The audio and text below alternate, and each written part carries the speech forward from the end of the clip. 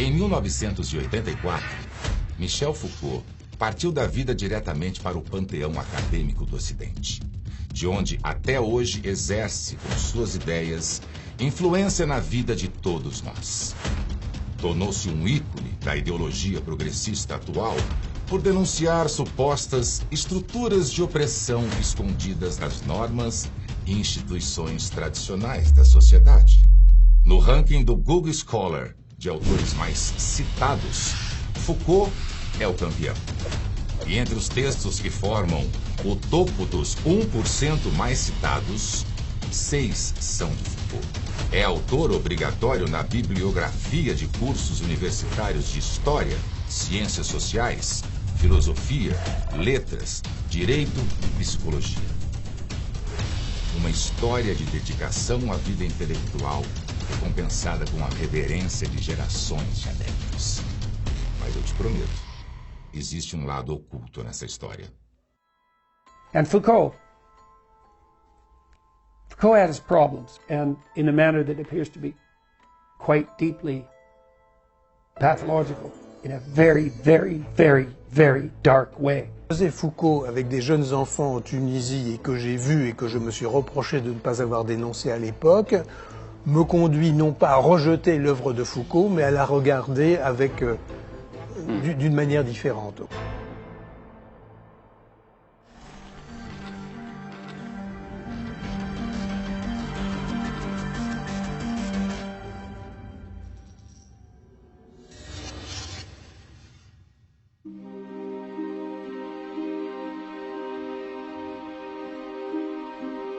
Em 1946, quando a França ainda cicatrizava as feridas da ocupação nazista no país, Michel Foucault começava sua vida universitária na École Normale Supérieure, em Paris, aos 20 anos.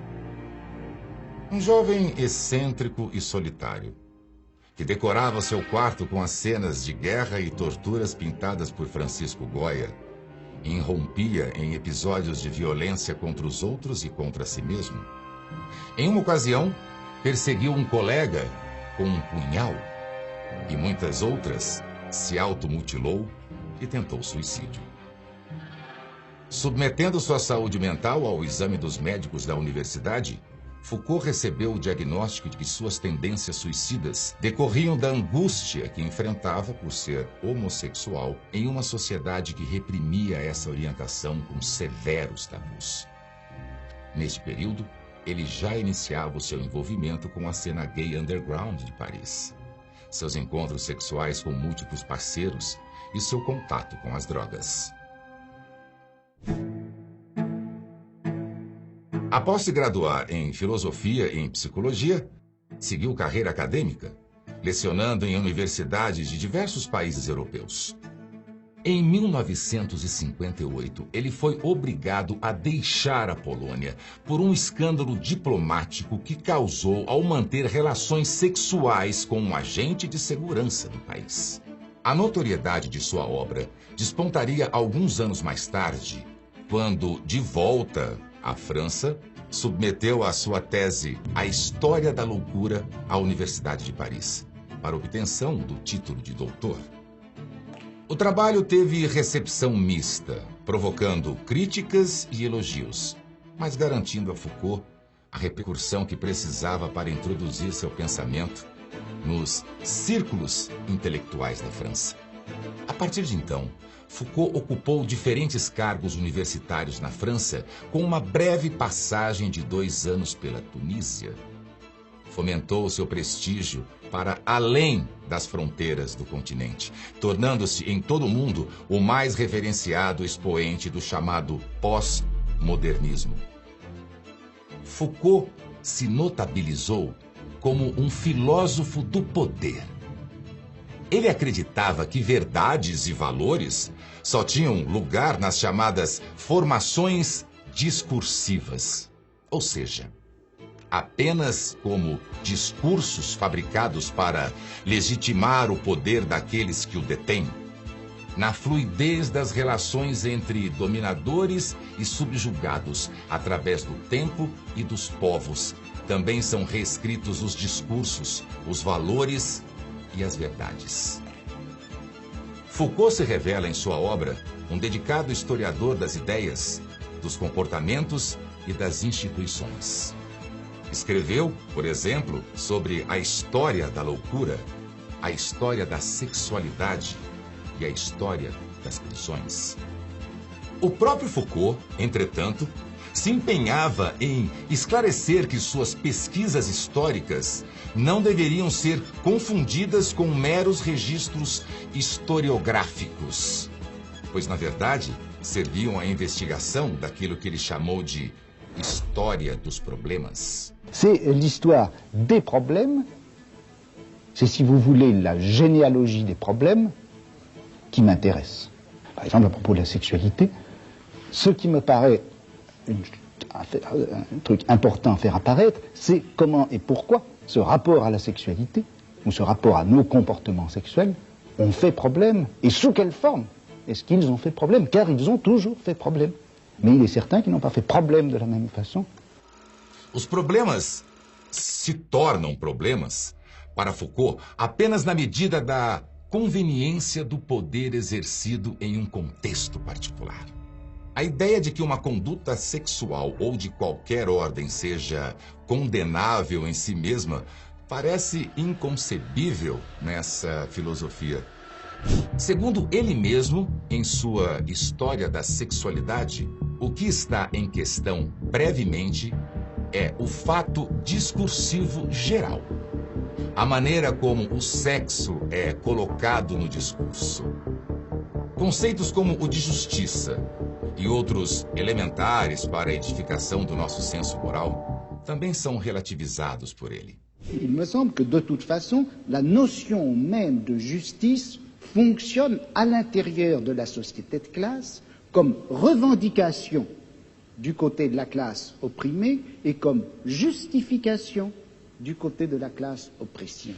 I don't agree with that. I think that our existing systems of justice, they also embody a kind of a groping towards the true humanly valuable concept of justice and decency and love and kindness and sympathy and so on, which I think are real. Que cette notion de nature humaine, cette notion de bonté, de justice, ce sont des notions et des concepts qui ont été formés à l'intérieur de notre civilisation, dans notre type de savoir, dans notre forme de philosophie, et que par conséquent, ça fait partie même de notre système de classe.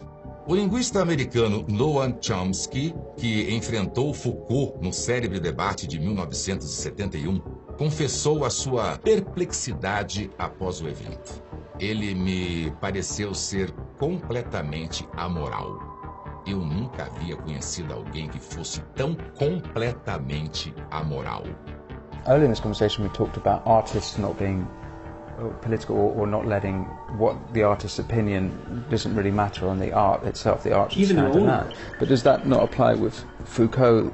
His actions actually speak more for his philosophy than his work. Well, his actions, his philosophy, there's a relation between his philosophy and his actions. A visita à Califórnia em 1975 foi uma experiência transformadora. Lá, ele conheceu a pujante cena gay de São Francisco e sua subcultura de sadomasoquismo, que exerceu em Foucault um fascínio arrebatador. Segundo o relato de amigos, o entusiasmo com que Foucault mergulhou naquele meio foi espantoso. Em pouco tempo, já acumulava acessórios que iam de algemas, chicotes e mordaças a uma variedade de roupas de couro.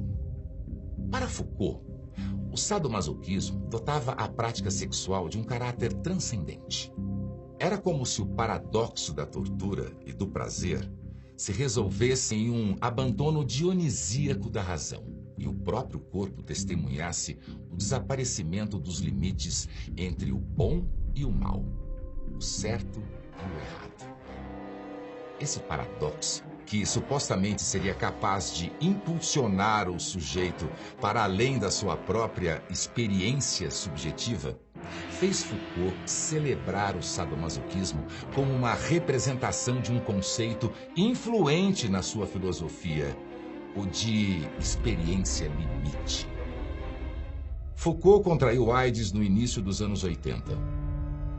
Mas sua entrega ao hedonismo sadomasoquista e orgiástico o acompanhou até o fim da sua vida, em 1984. Se Foucault estava ciente de que, em seus últimos anos de vida, contaminou inúmeros parceiros com o vírus, é uma questão que ainda suscita debate. Mas, segundo Daniel Defer, companheiro de Foucault por mais de 20 anos, ele tinha pleno conhecimento de que era portador da doença. E, abre aspas, quando foi a São Francisco pela última vez, ele considerou isso uma experiência limite. Fecha aspas.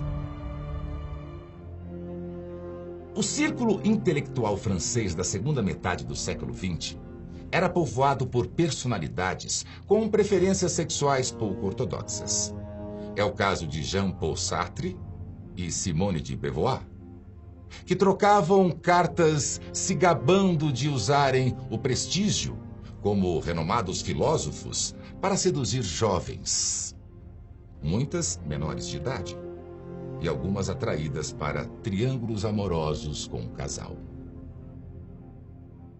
Em 1977, Sartre e Simone de Beauvoir se juntaram a Michel Foucault e outros luminares da intelectualidade francesa, como Jacques Derrida, Roland Barthes e Félix Guattari, na assinatura de uma petição endereçada ao Parlamento da França, requerendo a abolição da idade de consentimento no país. Com isso, crianças e adolescentes de qualquer idade seriam considerados legalmente capazes de consentir relações sexuais. Em uma conversa com outros acadêmicos, publicada no mesmo ano, em 1977, Foucault reforça sua posição. Existem crianças que se atiram em adultos com 10 anos, e daí? Existem crianças que consentem e se deliciam, não é? Eu me sinto tentado a dizer, a partir do momento em que a criança não recusa, não há motivo para punir qualquer ato. Foucault, que no período de sua morte figurava como provavelmente a maior celebridade intelectual do mundo, sofreu o maior abalo em sua reputação 37 anos depois. Em março de 2021, uma coluna do jornal britânico The Sunday Times repercutiu as acusações feitas pelo escritor Guy Sorman. Sorman relata que durante um feriado foi visitar Foucault na Tunísia, onde ele morou no final da década de 60, e presenciou quando crianças pequenas corriam atrás de Foucault dizendo: "E eu? Me pegue! Me pegue!" As crianças tinham 8, 9, 10 anos. Ele atirava dinheiro nelas e dizia: "Vamos nos ver às 22 horas, no lugar de sempre." Ce sont des choses parfaitement ignobles, avec des jeunes enfants. La question du consentement ne se posait même pas. Foucault não ousaria fazer isso na França. Há uma dimensão colonialista nisso, um imperialismo branco. Il n'était pas blanc, il n'était pas français, enfin, c'est des choses d'une laideur morale extrême. Havia jornalistas presentes naquela viagem. Havia muitas testemunhas, mas ninguém escrevia matérias assim naquela época. Foucault era o filósofo rei. Ele é como o nosso Deus na França. A reputação pessoal de Foucault foi arranhada, mas seu prestígio intelectual escapou ileso. For today's seminar on Foucault's 1970-71 lectures on the Will to Know. Ele é o campeão de citações acadêmicas e suas ideias estão por toda parte. Tanto que o Enem cobrou uma questão dessa com um texto de um grande filósofo, Michel Foucault. Que é o grande Michel Foucault. E ele sempre está aparecendo aí no Enem nos últimos anos. O Colóquio Internacional Michel Foucault é um evento que acontece regularmente com o intuito de discutir e celebrar a obra desse filósofo que tem uma contribuição fundamental para a compreensão das relações humanas. E só depende de você fazer com que mais pessoas conheçam a face oculta de Foucault. Compartilhe até chegar em todos que precisam conhecer o outro lado dessa história. E para aqueles que acham que os seus segredos estão enterrados em segurança nas covas perdidas da história, tenham cuidado. Pois existem 3 coisas que não podem ser escondidas por muito tempo: o sol, a lua e as faces ocultas que eu vou revelar.